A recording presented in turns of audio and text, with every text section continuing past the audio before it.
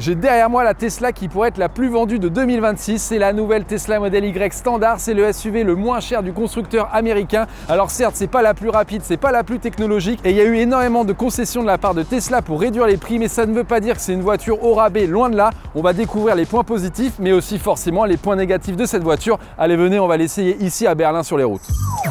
Ce qu'il faut savoir, c'est que cette finition standard a plus de 20 différences avec le reste de la gamme premium. On va voir tout ça ensemble et ça démarre ici avec le design, avec cette face avant. À l'avant, fini le bandeau LED et fini aussi les phares à 2 étages. Ici, tout est sur le même niveau horizontal et comme on peut le voir, on a toujours des phares à LED mais qui sont vraiment à gauche et à droite sans cette énorme signature lumineuse devant. Alors à titre perso, j'aime un peu moins, je trouve que ça fait moins futuriste, un peu moins science-fiction, mais je sais que certaines personnes préfèrent comme ça. Autre différence, on perd les phares matriciels. Alors si vous vous demandez ce que c'est une fonctionnalité qui est terrible, qui est vraiment très pratique la nuit. En gros, vous êtes constamment en plein phare et la voiture va venir masquer certaines zones de vos phares pour éviter d'éblouir les voitures qui arrivent en face ou les voitures que vous suivez. Et ça, c'est vraiment un confort de dingue quand vous roulez souvent la nuit, puisque en fait, vous voyez très bien. Donc là, fini, on est sur des phares LED classiques qui éclairent quand même très bien, mais automatiques, c'est-à-dire qu'ils vont passer de feu de croisement à plein phare de manière autonome avec la caméra lorsque vous allez croiser quelqu'un. On perd un peu en confort la nuit. La petite caméra à l'avant est présente comme sur le reste de la gamme et franchement ça merci Tesla parce que comme on va le voir, pour se garer ça facilite vraiment les choses et aussi pour la conduite autonome. Sur le côté, venez voir, on a une nouvelle roue, nouvelle jante de 18 pouces avec ici un enjoliveur qui fait clairement un peu Cybertruck, Cybercab. On aime ou on n'aime pas, mais clairement c'est un style qui est pas dégueu je trouve et ça fait pas du tout la jante en tôle. Et croyez-moi, vous n'avez pas trop envie de l'enlever.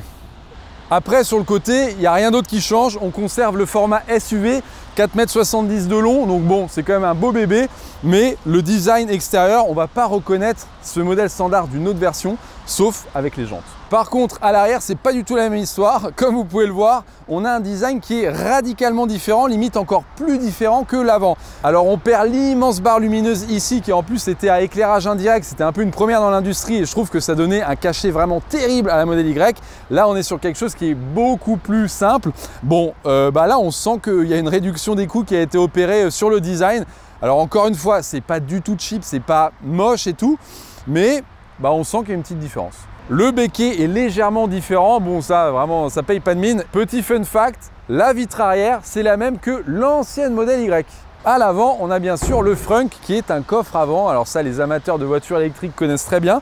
Ici, il a été revu pour être plus simple, moins cher. Et en gros, ça veut dire quoi? C'est de la feutrine, alors que normalement, c'est du plastique bien dur. Normalement, il y a un drain pour, si jamais il y a de l'eau, je sais pas, vous mettez un poisson, vous mettez des glaçons, etc. Ça peut s'écouler par-dessous. Là, il n'y a pas du tout ça. Et surtout, normalement, on a un joint ici qui va venir hermétiser le coffre avant, ce qui vous permet par exemple de transporter de la nourriture en évitant de perdre trop de chaleur ou des choses comme ça. Et bien là, non, pas du tout. C'est un Frunk qui est très simple. Alors, je vais être honnête avec vous, ça ne va pas changer la face du monde. On a toujours un coffre avant, ce qui est très pratique. Et en vrai, oui, ces petites contraintes, pour moi, ça n'en est pas vraiment au quotidien, sauf pour des cas très précis. Par contre, gros point positif, c'est qu'on peut le fermer à une seule main, il se ferme tout seul. Et ça, il faut que Tesla le fasse sur tous ses modèles. Ce que j'adore, c'est que ce Model Y Standard ne perd pas son habitabilité, sa capacité d'emport. On a un coffre immense de 800 litres avec ici le sous-coffre qui est compté dans les 800 litres. C'est vraiment énorme. Personne dans la concurrence ne réussit à faire aussi bien ou mieux dans cette gamme de tarifs et dans cette gamme de segments d'une voiture de 4,70 m de long. Petite déception, il n'y a pas de plage arrière pour venir cacher un petit peu les affaires qu'on a dans le coffre. Alors peut-être que c'est parce que c'est un véhicule de pré-production, à vérifier. Et puis dans tous les cas, il y a quand même les supports, donc on peut sûrement l'acheter séparément. À l'intérieur de ce nouveau Tesla Model Y Standard, ce qui saute aux yeux quand on est à la place conducteur, c'est en fait l'usage de tissu sur les contreportes, à la place du cuir, du daim sur les autres versions. Sur la planche de bord, on a également ce même tissu. Alors, c'est pas cheap, hein. Moi ça me fait un peu penser, vous savez, à Ikea, un petit peu les enceintes qu'ils avaient fait avec Sonos là. C'est une matière qui est certes pas noble, mais franchement qui fait absolument pas cheap. Et alors là on commence à rentrer dans un détail un petit peu plus particulier, c'est au niveau des rangements, au niveau de la console centrale. J'ai toujours mon petit accoudoir avec un beau rangement, franchement ici, les deux portes gobelets, mais au milieu on a ce qu'on appelle un peu une console centrale flottante. Alors on peut oui certes mettre un gros sac à dos, mais avant c'était fermé, on pouvait ranger énormément de choses là-dedans et c'était pas visible de l'extérieur, donc ça tentait pas les voleurs. Et là j'ai un peu un doute parce que le coffre arrière est énorme, il y a un coffre à l'avant, pourquoi on voudrait mettre un gros truc ici comme un sac ou un carton. Moi j'ai un petit doute là-dessus. Forcément c'est une économie et je pense que c'est juste ça. Là c'est pas un avantage. L'autre grande différence à l'intérieur, regardez, c'est ces sièges qui sont en tissu, en textile, avec un petit peu de cuir vegan sur les côtés, comme ce que fait Tesla habituellement en termes de cuir. Mais ce textile-là, moi je sais pas trop quoi en penser. Alors ça fait pas cheap encore, hein. Quand on compare au cuir des versions premium, oui c'est un peu moins beau, c'est un peu moins bien. Est-ce qu'en termes d'entretien c'est mieux? Je sais pas, puisqu'un cuir quand même ça se nettoie assez facilement, alors qu'ici si on fait des tâches, je pense que ça peut être beaucoup plus compliqué à faire partir, mais au moins en effet ça réduit les coûts. Et puis je pense que par rapport à des voitures qui coûtent le même prix en thermique ou un poil moins cher, ça fait pas cheap du tout et je préfère ce type de textile avec un peu de cuir que ce qu'on a chez les françaises où vraiment c'est du tissu qui est un peu barbant, quoi. Parfois, je trouve que Tesla va un peu trop loin dans la réduction des coûts, puisque une autre différence, c'est les réglages des sièges. Vous savez, normalement, vous avez une petite molette sur les côtés, c'est réglable électroniquement et tout ça. Et bien là, il y a la même chose, sauf que la molette est déportée directement sur l'écran. Et ça, on va pas se mentir, c'est un peu moins ergonomique. On est obligé de regarder l'écran, on appuie. Moi, je préfère quand même quand c'est sur le côté. Mais l'avantage, c'est qu'on conserve des réglages électroniques. C'est-à-dire que là, j'ai le profil, Vincent, c'est moi qui conduis. Et bien, si quelqu'un d'autre va venir dans la voiture, va choisir son propre profil, le siège va se régler à sa taille. Donc en fait, finalement, il faut régler une seule fois et ensuite on l'oublie. Donc pourquoi pas, on peut en effet enlever cet élément qui est physique puisqu'on s'en sert très très peu. Par contre, là je pense que c'est aller un poil trop loin, c'est le réglage du volant. Avant, le volant on le réglait avec les petites molettes, c'est-à-dire que c'était électronique, on le réglait en hauteur et en profondeur. Et bien là, c'est comme à l'ancienne, c'est-à-dire que sur la colonne de direction, on a un petit clapet qui nous permet en fait de venir le régler manuellement. Et le problème, normalement avec le profil sur les autres versions des Tesla Model Y ou même Model 3, on change le profil et tac, le volant va se régler exactement comme le siège. Et bien là, en fait, quand on va changer de profil, le siège va se régler, mais le volant va rester aux mêmes dimensions. Donc ça peut poser problème si vous partagez votre voiture avec quelqu'un d'autre dans votre vie et que les deux ont une taille fondamentalement différente. Autre manque, c'est la disparition de la célèbre bande LED qui a été introduite avec la Model Y restylée et Model 3 restylée, qui fait l'intégralité de l'habitacle. Et bien ici, il n'y a pas du tout ça, il n'y a pas trop d'éclairage dans l'habitacle, donc la nuit, ça sera un petit peu plus triste. Alors oui, c'est pas du tout indispensable, je suis d'accord avec vous, ça permet d'économiser quelques euros, pourquoi pas. Allez, on continue dans ce qui manque. Il n'y a pas de filtre HEPA. En gros, dans les modèles Y, il y a un filtre qui est tellement performant que c'est les mêmes types de filtres qu'on a dans les endroits médicalisés, dans les hôpitaux. Ça peut vraiment filtrer toutes les bactéries. Et bien ici, sur la modèle Y standard, il n'y a pas ce filtre. Alors, on peut s'en passer. Dans les endroits qui vont être très pollués, en France ça va, on a de la chance, mais certains pays avec beaucoup de pollution, on regrettera la disparition de ce filtre. Attention, là j'ai donné toutes les différences de la modèle Y standard avec les versions premium. Faut pas oublier qu'on reste sur une voiture qui est très très bien finie, je trouve, pour le prix. On retrouve tous les éléments, le volant, l'écran au milieu, l'écran d'infodivertissement qui pour moi est fou et c'est le meilleur infodivertissement, le meilleur écran sur une voiture qu'on trouve actuellement en Europe, point barre. Franchement, on fait mieux en Chine, oui, avec Xiaomi, mais on ne les trouve pas en Europe. Et quand vous passez d'une voiture thermique, d'une Peugeot, d'une Renault, peu importe quelle voiture, franchement, là vous allez halluciner. C'est un iPad que vous avez au milieu qui est très pratique, très fonctionnel. Alors oui, on n'a pas de boutons physiques, quelques-uns sur le volant. Donc ça, les allergiques au tout tactile vont encore râler. Je suis désolé pour vous, mais en tout cas, moi j'adore cette expérience. Alors oui, il n'y a toujours pas Android Auto et Apple CarPlay et ça c'est vraiment dommage. Alors certains vous diront oui mais il n'y a pas besoin parce que l'écran il est fou, l'interface elle est folle. C'est vrai, mais parfois moi j'en ressens le besoin. Si vous voulez mettre Coyote par exemple, si vous voulez mettre une de vos applications favorites, vous ne pouvez pas, elle sera sur votre téléphone qui sera au milieu avec, soit dit en passant, les deux emplacements de recharge sans fil qui sont très pratiques mais qui ne sont pas ventilés. Ça c'est dommage pour l'endurance de votre batterie de téléphone, ça peut l'abîmer un peu parce que ça surchauffe légèrement. Et puis on a quand même encore les ports USB-C qui peuvent monter jusqu'à 65 watts. Ça vous permet de recharger une console portable, un ordi, des téléphones, enfin bref, ça reste quand même très pratique au quotidien. Les places arrière, parlons-en un petit peu.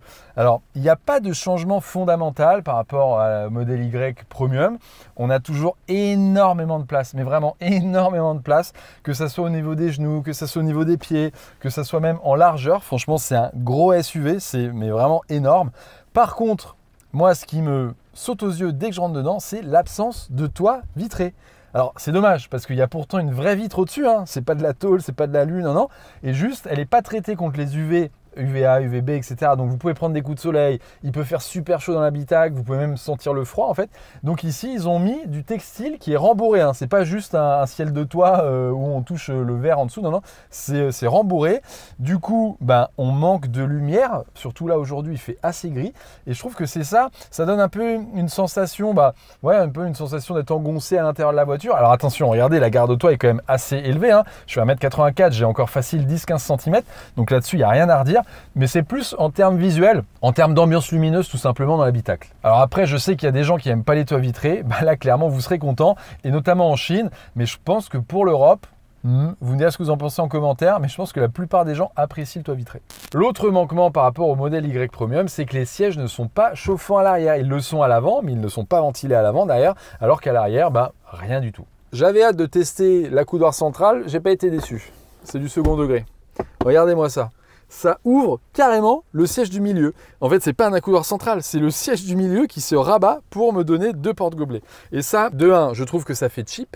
Et de 2, ça peut carrément être dangereux. Si vous avez un chien à l'arrière, là, il peut venir se balader tranquillou à l'intérieur de l'habitacle. Ou si vous transportez un sac que vous freinez urgemment, le sac peut se trimballer et arriver à l'avant, quoi. Donc là, je trouve que c'est pas très ouf. Et puis même en termes de sensation de bruit, eh bien, le fait de rabattre carrément ce siège, vous avez accès au coffre, certes, ça peut être pratique, mais ça vous fera un peu plus de bruit de roulement, puisque le coffre est souvent quand même moins insonorisé, surtout qu'ici, il n'y a pas de plage arrière. Par contre, j'avoue, ça peut être pratique, ça joue le rôle de trappe à ski. C'est-à-dire que par exemple, si vous transportez des skis ou même une longue planche de bois, là clairement vous pouvez l'amener jusqu'à l'avant de la voiture sans souci. On termine sur la dernière différence à l'arrière, c'est l'absence d'écran au milieu, puisque désormais sur les nouvelles modèles Y et modèle 3, vous avez un écran de 8 pouces à l'arrière qui peut être pratique soit pour divertir les enfants en mettant des vidéos, des jeux, ou même pour régler les sièges à l'arrière, que ce soit le chauffage, ou même par exemple régler le siège avant pour l'avancer pour avoir plus de place sur le côté, pour gérer également la musique. Et bien tout ça, ça disparaît puisque j'ai juste des bus d'aération qui vont me réchauffer ou me refroidir, mais pas d'écran. Franchement, c'est pas forcément un grand manque, mais c'est toujours bon de le souligner. L'ADN d'une Tesla, c'est toute sa partie connectée. Et en gros, là, c'est représenté par cet écran de 15 pouces qui est en plein milieu de la planche de bord. C'est le cas sur toutes les Tesla, modèle Y, modèle 3. Ce qui est intéressant, c'est que dans cette version pourtant plus abordable, avec beaucoup de concessions réalisées par Tesla pour réduire les coûts, eh bien on conserve l'intégralité du système d'infodivertissement qu'on connaît déjà sur le reste de la gamme. Et je trouve que c'est très important puisque c'est ce qui fait en partie la valeur d'une Tesla. C'est le fait qu'elle puisse être mise à jour très régulièrement pour pouvoir métamorphoser l'expérience visuelle, mais aussi l'expérience en termes de fonctionnalité pratique, de puissance de moteur qui peut être augmentée du jour au lendemain avec une mise à jour, de la recharge qui peut devenir tout d'un coup plus rapide. Et tout ça, c'est pas juste de la théorie, c'est des choses qui sont déjà arrivées en pratique sur certaines Tesla. À titre d'info, moi j'ai une Tesla Model 3 depuis 2020. Elle n'a plus rien à voir en termes d'infodivertissement. En 5 ans, il y a eu de nombreuses mises à jour qui ont rajouté, comme je l'ai dit, des fonctions, mais qui ont aussi changé l'interface, le visuel. Et ça, je trouve que c'est fort puisque quand on achète une voiture thermique ou même des voitures électriques d'autres constructeurs, on sait qu'on l'achète en 2020, en 2025, on aura les mêmes fonctionnalités et on aura le même design. Et bien là, c'est comme un iPhone, comme un smartphone sous Android, ça se met à jour très régulièrement avec des nouvelles fonctions et moi ça j'adore, ça permet à la voiture de prendre de la valeur. Et puis si vous ne connaissez pas l'univers Tesla, en gros sur l'écran, on a YouTube, on a Spotify, on a des jeux, on a tout un tas de choses, il y a même un mode camping, un mode chien. Alors ça sert à quoi? Et bien si vous laissez votre chien dans la voiture, vous pouvez activer la clim ou le chauffage et il y aura un message écrit sur l'écran, je reviens bientôt, pour éviter qu'en pleine canicule, les gens s'inquiètent de l'état de votre chien resté dans la voiture. Ben non, il sera tranquille, le loulou, il aura pas chaud, pas froid, il sera nickel. Le mode camping, c'est quoi? Imaginez, il y a plus de 2000 litres de volume à l'intérieur de la Tesla quand on rabat les sièges à l'arrière. On peut acheter en accessoire officiel un matelas qui va se gonfler avec les prises électriques de la voiture. Eh bien, vous pouvez dormir dans la voiture à 2 personnes, être tranquille, avoir le chauffage, avoir les prises USB qui sont allumées pendant que vous dormez. Et en gros, ça c'est le mode camping. Et c'est quand même dingue de se dire qu'on peut faire tout ça dans une voiture. Autre fonction notable qu'on a sur toutes les Tesla, c'est l'intégration du planificateur d'itinéraire au sein du GPS. En gros, imaginez vous faites un Paris-Marseille. Eh bien, vous rentrez dans le GPS votre destination et si jamais vous n'avez pas assez d'autonomie, eh bien, la voiture va vous indiquer il faut vous arrêter à tel superchargeur ou à telle autre borne de recharge d'un concurrent pour recharger votre voiture, combien de temps ça va mettre, à quelle heure vous pouvez repartir et à quelle heure vous arriverez. Et tout ça, c'est super bien intégré puisque puisque par exemple, il y a la disponibilité des superchargeurs en temps réel, savoir s'il y aura un peu de queue, savoir si au contraire c'est libre. Et je trouve que le système est très bien fichu. Alors certes, l'intégration des bornes concurrentes de Total, de Unity est pas très bonne, on va pas se mentir, mais l'intégration du réseau Tesla, elle est parfaite. Et en France, en Europe, on n'a pas à se plaindre là-dessus. Le maillage est vraiment excellent avec beaucoup de bornes partout. L'audio n'a pas été laissé de côté. Alors certes, on n'a pas les subwoofers et les 15 haut-parleurs de la version premium, mais on a les 7 haut-parleurs qu'on trouvait déjà sur les versions propulsion d'entrée de gamme. Franchement, ça suffit déjà amplement. Il y a beaucoup de basses. Franchement, c'est assez sympa. Alors oui, on n'aura pas le son de ouf sur Roon avec énormément de basses des deux caissons de basse des versions premium, mais franchement, ça fait le taf et c'est largement suffisant et c'est beaucoup mieux que de nombreuses voitures de série. Allez, premier tour de roue dans cette nouvelle modèle Y standard. On vient de quitter l'usine de Berlin, la Gigafactory de Berlin. Là, on rentre sur une autoroute. Si vous avez déjà roulé dans une Tesla, vous connaissez franchement le kiff de rouler dans une voiture électrique, qui plus est une Tesla. La direction, elle est quasi parfaite. Le freinage, franchement, il est quasi parfait. Il y a peut-être que Porsche qui fait un petit peu mieux. Les sensations de conduite, on a vraiment l'impression de faire corps avec la voiture quand on est en conduite manuelle comme là actuellement sur l'autoroute. Là, on retrouve tout à fait ces mêmes sensations. Et ça, franchement, c'est un gros kiff parce qu'on pourrait penser voiture au rabais et donc du coup voiture un peu moins fun à conduire. Non, non, on a toujours ce petit fun, ce petit, comme je vous dis, les sensations de conduite sont là. Alors attention, on a une petite régression de la puissance puisqu'on a autour de 200 chevaux. En termes de chiffres, oui, le 0 à 100 est réalisé en 7,2 secondes. Donc c'est quand même plus long que la modèle Y propulsion avec la même batterie, mais du coup un moteur qui est plus puissant. L'autre grande différence avec les autres modèles Y, c'est sur le double vitrage. On sent que le double vitrage est absent, clairement. C'est quelque chose qui est, là pour le coup, très perceptible. Alors certes, assez subjectif, ça va dépendre de votre oreille, de votre perception. On entend les pneus des autres véhicules, on entend les bruits d'air qui sont déplacés, on entend un petit peu toutes ces choses-là qu'on entendait beaucoup moins dans la modèle Y Performance restylée qu'on a pu tester il y a quelques jours seulement. Donc là, vraiment, on peut faire cette différence. Ça peut paraître pas grand-chose dit comme ça, mais sur long trajet, ça va faire une grande différence en termes de fatigue. En revanche, les bruits de roulement des roues, des pneus, sont, je trouve, assez bien filtrés. On les entend pas trop, c'est surtout des bruits de vent qui viennent taper sur le pare-brise et sur les vitres latérales. On va tester ce nouveau moteur qui est un peu moins puissant pour faire une belle accélération. Je vais ralentir un petit peu pour voir ce que ça peut être une reprise. Par exemple, je vais me mettre quasiment à 80. Hop, je me rabats. Allez, reprise. C'est parti.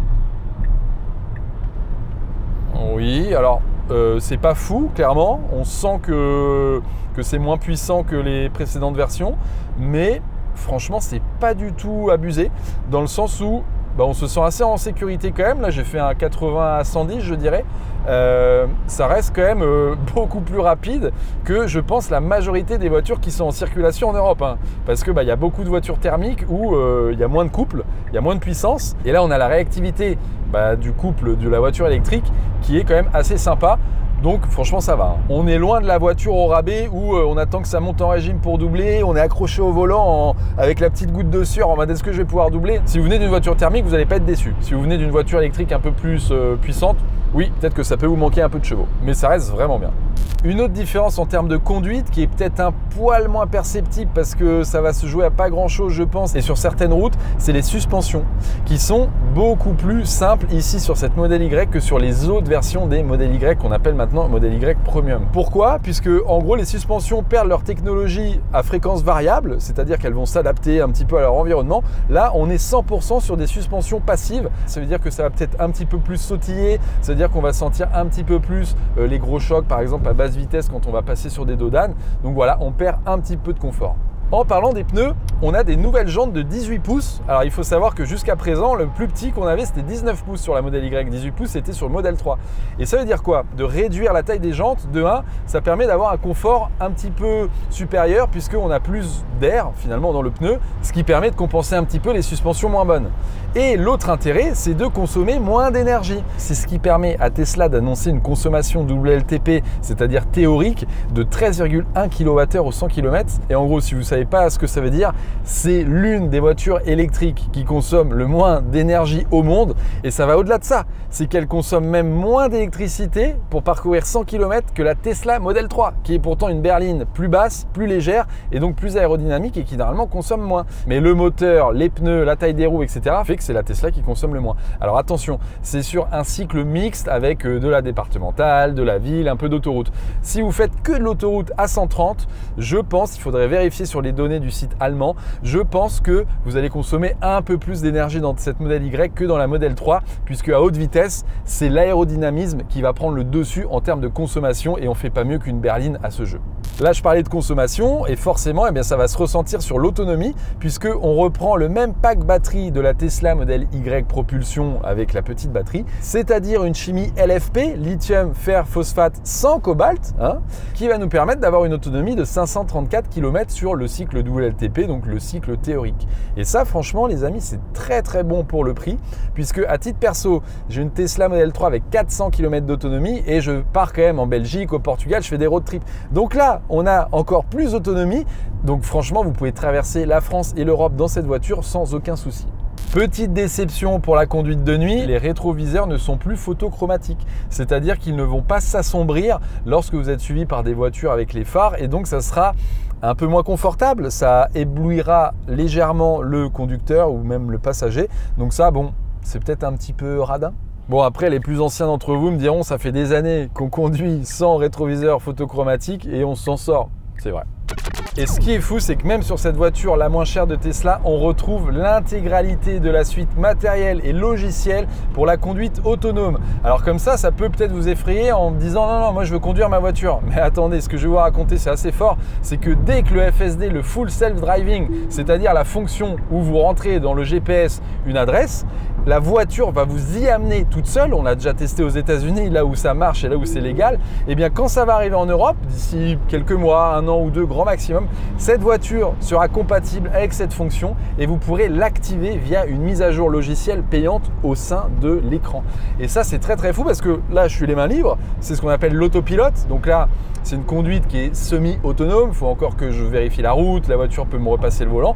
Mais ça fonctionne comme sur les Tesla les plus chers. C'est-à-dire que c'est vraiment les mêmes capteurs, les mêmes caméras, le même ordinateur, le même processeur. Vraiment, mais l'intégralité de ce qu'on connaît déjà aux États-Unis et sur les autres voitures en Europe de Tesla qui sont intégrées là-dedans. Et ça, c'est très très fort et c'est ce qui va permettre à cette voiture de maintenir une valeur sur le marché dans les années à venir, puisque quand vous allez la revendre d'occasion, elle sera équipée de toute cette suite-là et les gens qui sont intéressés pour avoir une conduite 100% autonome pour peut-être gagner de l'argent avec, puisque c'est ça le business model, Elon Musk et Tesla ne s'en cachent pas, ça sera de pouvoir louer votre voiture de manière autonome. Elle ira chercher des clients pour vous comme si vous étiez chauffeur VTC, mais vous restez chez vous pour réduire le coût d'usage de votre voiture. Et bien cette Model Y standard est compatible avec ce futur business model. Ce que ça veut dire aussi plus concrètement en pratique quand vous l'achetez dès aujourd'hui, c'est que vous pouvez faire 1000 bornes sur l'autoroute comme je suis en train de faire, c'est-à-dire les mains qui ne sont pas sur le volant, les pieds qui ne sont pas sur les pédales et la voiture va prendre les virages, ralentir, accélérer. Elle peut même doubler toute seule si vous achetez l'option. Donc franchement, pour moi, ça c'est...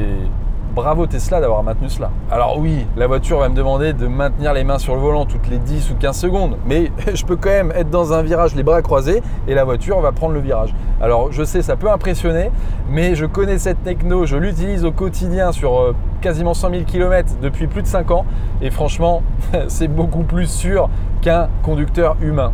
Il faut que je vous parle d'une fonction qui, moi, commence à me saouler un peu chez Tesla. C'est l'absence de vue à 360 degrés. Par exemple, là, je vais me faire un petit parking, hop, petit créneau, etc. Ok, j'ai une caméra à l'arrière, j'ai maintenant une caméra à l'avant, et ça, heureusement, parce que ça change beaucoup de choses. J'ai un genre de vue à 360 degrés qui est en 3D, qui est, je trouve, assez dégueulasse. En toute transparence, on se rend assez peu compte dans l'environnement immédiat.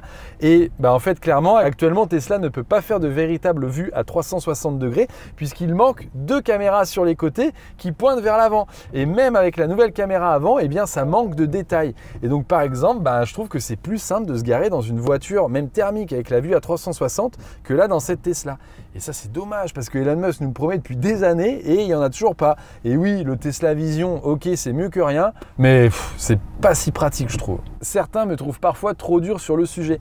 Mais quand on a conduit une Xpeng, une Smart, et qu'il y a des caméras qui pointent sur les roues à l'avant, sur les jantes directement, en fait c'est un tel bonheur, puisque vous savez ça coûte cher des jantes, ça coûte cher quand on les frotte sur le trottoir pour les refaire. Et bien là en fait on ne voit pas, on a vraiment un angle mort sur le côté avant, surtout que c'est une grosse voiture, elle est assez balèze quand même, et donc je trouve que l'absence de caméra à l'avant sur les roues avant, moi je trouve que c'est plus possible. En termes de consommation réelle, on a relevé autour de 20 kWh au 100 km, sachant qu'il pleuvait, et ça fait augmenter la consommation de 10 à 20%, donc c'est à prendre en compte. Qu'également on a préchauffé la batterie pour aller la recharger, donc pareil ça a consommé de l'énergie, mais en gros sur autoroute, on peut tabler sur un 18 kWh au 100, je pense à 130 largement sans faire d'effort, vu les roues, etc. Et puis, j'avoue, on a aussi un petit peu accéléré, on s'est amusé avec la voiture. Donc franchement, c'est une consommation qui paraît très raisonnable. Et sachant que la consommation WLTP, oui, elle est assez faible. Et en réalité, vous serez sûrement au-dessus si vous faites souvent de l'autoroute, des voies rapides ou autres. Mais on peut très bien comparer facilement avec les autres voitures, les autres Tesla, mais aussi les autres concurrents. Et vous dire en toute confiance que c'est l'une des voitures électriques qui consomme le moins d'énergie au monde, tout simplement. Je viens de brancher la Tesla sur un superchargeur pour tester la recharge rapide. Alors la bonne nouvelle, c'est qu'ici on a la batterie LFP. Certes, on a un peu moins d'autonomie que les versions grande autonomie, mais cette batterie de chimie LFP est beaucoup plus flexible, puisque par exemple on peut la recharger à 100% tous les jours sans avoir peur de la dégrader, contrairement aux grosses batteries chez Tesla. Et surtout la vitesse de recharge, elle est assez élevée, puisque là tout à l'heure on a branché à 35% et elle est montée directement au pic, encore à 180 kW, alors que là je vois par la fenêtre elle est à 50% et elle est encore à 160 kW, c'est énorme. Ça veut dire que le 10 à 80%, on ne sait pas exactement en combien de temps on va le réaliser. On s'est branché à 30%, donc voilà, on n'a pas les infos. Les premières données, c'est quelque chose autour de 20-25 minutes. C'est très rapide puisque les grosses batteries chez Tesla, c'est plutôt 30 voire 35 minutes. Donc en effet, on a moins d'autonomie, mais ça se recharge plus rapidement. Donc franchement, c'est une très bonne nouvelle pour cette version la plus abordable qui reprend une batterie vraiment très performante de chez Tesla. Et l'avantage par rapport à la concurrence, c'est comme on l'a vu, la voiture consomme assez peu. Elle est compatible avec les Tesla superchargeurs sans payer d'abonnement, ce qui permet d'avoir un prix au kilowattheure, c'est-à-dire le prix au 100 km, qui est vraiment très intéressant par rapport à la concurrence. Et alors par rapport au thermique, on n'en parle même pas. Ici, on va payer 2 à 3 fois moins cher que le plein d'une essence pour parcourir 100 km. Par contre, ce qu'on ne sait pas, c'est si cette Tesla Model Y est compatible avec la recharge bidirectionnelle V2L, c'est-à-dire que la Tesla Model Y Performance aux États-Unis, on peut venir brancher directement sur cette prise des appareils électriques. Un four électrique, un four à pizza, un vélo électrique que vous pouvez recharger, voire même une autre voiture pour recharger une autre voiture. Et en Europe, pour l'instant, ce n'est pas le cas, mais ça pourrait arriver dans les prochains mois et peut-être que cette voiture pourrait être compatible avec juste une petite mise à jour logicielle. Mais ça n'a pas encore été confirmé officiellement par Tesla. Avant de vous donner mon avis sur cette nouvelle Tesla Model Y, on va faire un petit tour d'horizon de la concurrence et aussi voir son prix. Alors en gros en France, elle démarre à partir de 39 990 € et elle est éligible au bonus écologique puisqu'elle est fabriquée juste ici à Berlin en Europe. Donc ça c'est une bonne nouvelle pour réduire encore plus le prix de la voiture. En termes d'options, c'est simple, il n'y en a quasiment pas, on ne peut pas choisir d'autres jantes. La peinture, il n'y a que 2 options de peinture, donc la blanche ici qui est de série gratuite et 2 autres, c'est le noir et le gris comme nous on a ici en gris. Du point de vue de la concurrence, c'est très simple. Aucun constructeur ne parvient à sortir une voiture à ce prix-là avec autant d'autonomie, une recharge aussi rapide, à l'intérieur énormément de fonctionnalités, de confort, d'habitabilité. Les coffres sont gigantesques, l'infotainment il est fou, elle est compatible avec le FSD dès qu'il arrivera en Europe, il y a l'autopilote, les performances sont pas du tout déconnantes. Enfin bref, la proposition est vraiment énorme. On peut citer la Renault Mégane E-Tech, on peut citer le Skoda Enyaq, l'ID4 de Volkswagen, quoi d'autre encore, la Xpeng G6, mais à chaque fois, oui, certaines vont recharger plus vite, certaines auront plus d'autonomie, certaines, je sais pas, auront peut-être plus de coffres, mais non, même pas, ça n'existe pas. Donc en gros, là, c'est vraiment l'intégralité de la proposition qui, pour le prix, on a le meilleur rapport qualité-spécification-prix du marché, point barre. La grande question, c'est de savoir si ça vaut le coup de mettre 5 000 € de plus pour avoir une version premium avec un meilleur sono à l'intérieur, avec une autonomie supérieure, mais avec une rechargement rapide, avec quoi d'autre? Justement, les sièges en cuir, enfin tout ce qu'on a vu dans la vidéo, ça, je vous laisse vous faire votre propre choix.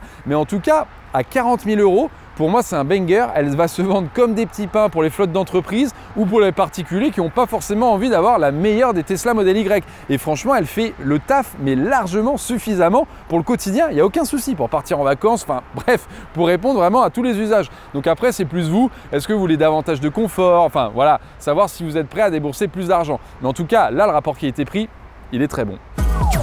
Bon, maintenant je vais vous donner mon avis un peu plus personnel. Je suis légèrement déçu. Pourquoi? Parce que je m'attendais, comme tout le monde je crois, à une Tesla plus abordable, autour de 25 000, 30 000 euros, comme Elon Musk nous le promet depuis des années.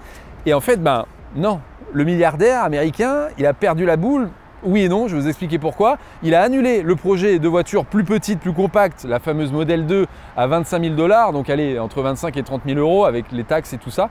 Pourquoi? Pour nous servir cette Model Y plus abordable, mais qui est quand même à 40 000 euros. Je suis d'accord avec vous, c'est pas du tout à la portée de toutes les bourses. Et en fait, ce qu'il faut bien voir, c'est que Elon Musk ici, il a essayé d'être très rationnel. Il n'a pas voulu ouvrir une nouvelle ligne de production pour une Model 2 qui aurait coûté énormément d'argent et qui aurait fait perdre de l'argent à Tesla sur plusieurs mois, voire même peut-être plusieurs années. Donc là, la Model Y, elle est rentabilisée, Tesla gagne de l'argent avec, il n'y a aucun souci. Donc allez, on fait quelques ajustements et on peut réduire le prix. Mais les rumeurs récentes nous indiquent que Tesla n'aurait pas abandonné pour autant le projet justement de voiture à 25 000 $. Ça pourrait être le Cybercab qu'on connaît déjà, qui n'a pas de volant, pas de pédale dans un futur assez proche avec le FSD, mais qui pourrait pourquoi pas justement jouer le rôle de Model 2. Et pourquoi Elon Musk n'a pas voulu se précipiter? C'est très simple, pour l'intelligence artificielle et la robotique. En gros, il préfère mettre ses billes, mettre son argent pour que les Tesla puissent conduire toutes seules en toutes circonstances, pour que justement vous n'ayez pas besoin d'être à l'intérieur. Et pour lui, c'est ça qui va permettre d'avoir une valeur énorme pour la voiture et pour son entreprise Tesla. Donc c'est clairement un pari à long terme. Il n'a pas fait le choix des constructeurs traditionnels qui essayent de réduire les coûts. On a Renault avec la Twingo qui arrive à 20 000 euros ou la R5 à 25 000 euros. Il a décidé de prendre un autre chemin totalement différent, la robotique et l'intelligence artificielle, chose qu'aucun autre constructeur dans le monde a fait avec autant d'argent et autant de vision. Alors les Chinois commencent à arriver là-dessus, mais on n'est pas encore au niveau de Tesla. Donc là, c'est un petit peu le futur qui nous dira si Tesla avait raison ou pas, si ça va devenir l'une des entreprises les plus valorisées au monde et qui vont vendre des voitures par palette, ou si au contraire ce choix va sceller le sort de Tesla et que Tesla soit absorbé, racheté ou même fasse faillite. Franchement, rendez-vous dans 5-6 ans pour en avoir le cœur net. Je suis assez curieux d'avoir votre avis. Alors d'abord sur cette voiture, qu'est-ce que vous en pensez? Est-ce qu'elle vaut les 5 000 euros de moins que ses grandes sœurs? Et aussi sur un peu tout le speech que je viens d'avoir sur l'IA, sur la robotique. Est-ce que vous pensez qu'Elon Musk et Tesla font le bon choix? Ou est-ce qu'au contraire, il faudrait une voiture plus abordable avant d'avoir ces délires un peu de conduite 100% autonome, qui est déjà plus ou moins fonctionnel aux États-Unis, mais avec quelques limites, je vous l'accorde. J'espère que vous avez bien aimé cette vidéo. Quant à moi, je vous dis à la prochaine pour un futur sujet survolté. Et puis d'ici là, n'hésitez pas à liker cette vidéo si elle vous a plu, laissez un petit commentaire, ça nous fait toujours plaisir. Et puis également nous suivre sur tous nos réseaux sociaux, et y compris sur Twitch, où on y parle tech et voitures électriques toutes les semaines.